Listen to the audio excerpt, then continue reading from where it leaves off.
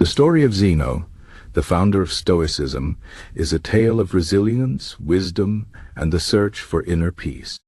It begins in the ancient city of Citium, on the island of Cyprus, around the year 334 BC. Zeno was not born into greatness, nor was his path to philosophy an easy one. His journey was shaped by hardship, loss, and an unyielding desire to understand the nature of life itself. Zeno was the son of a merchant, and from a young age he was exposed to the bustling world of trade and travel. His family was not poor, but they were not wealthy either. They lived comfortably, and Zeno likely expected to follow in his father's footsteps, becoming a merchant himself. But fate had other plans. One day, while on a voyage with his father, their ship was caught in a terrible storm. The vessel was wrecked, and Zeno lost everything: his father, his cargo, and his livelihood. He washed ashore near Athens, a city that would become his new home and the birthplace of his philosophy. Alone and with nothing to his name, Zeno wandered the streets of Athens, uncertain of what to do next. One day he stumbled upon a bookshop, where a bookseller was reading aloud from the works of Socrates. The words struck him deeply.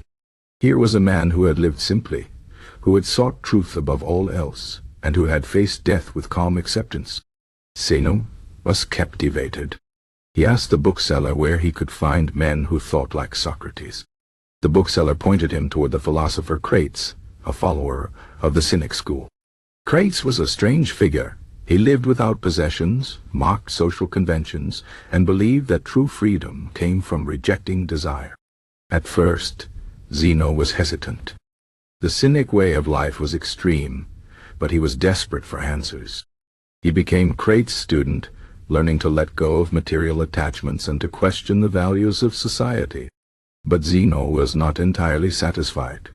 The Cynics rejected civilization itself, and Zeno felt there had to be a better way, one that embraced wisdom without denying the realities of human life.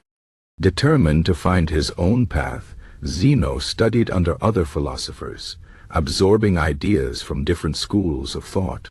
He learned from the Megarians, who taught rigorous logic, and from the Platonists, who spoke of ideal forms and eternal truths. But it was in the teachings of the early Stoics, men like Crates and Chrysippus, that Zeno found his true calling.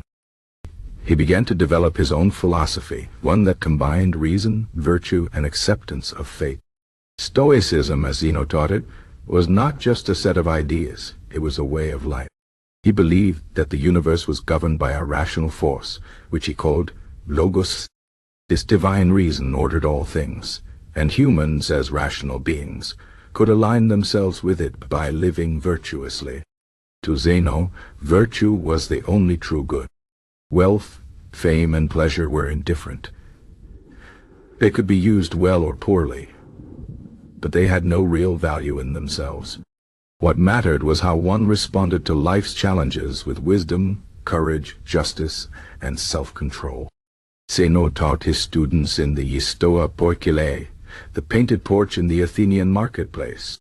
There, he spoke to anyone willing to listen, rich and poor, free men and slaves. His message was simple but profound. Happiness does not come from external things, but from mastering one's own mind.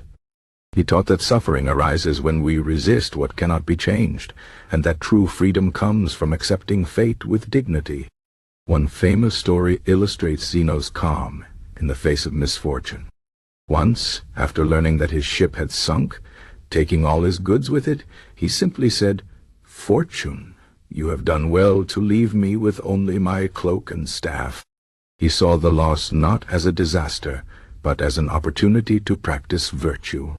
Another time, when he tripped and fell in public, he laughed at himself, saying, "I am now a perfect cynic," showing that he did not let embarrassment control him.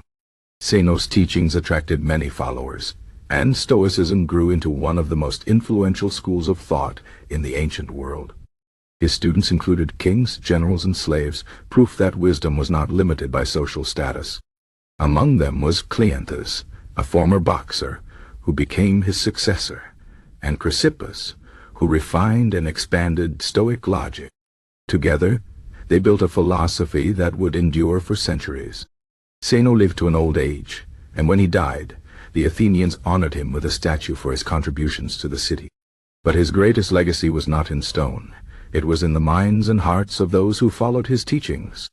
Stoicism would later inspire great leaders like the Roman Emperor Marcus Aurelius, the statesman Seneca, and the freed slave Epictetus.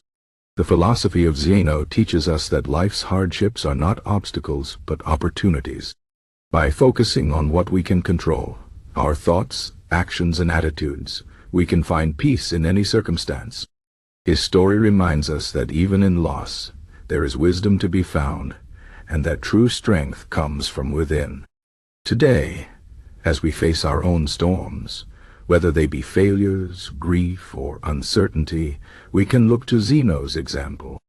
Like him, we can choose to see every challenge as a chance to grow. We can embrace reason over passion, virtue over comfort, and acceptance over resistance.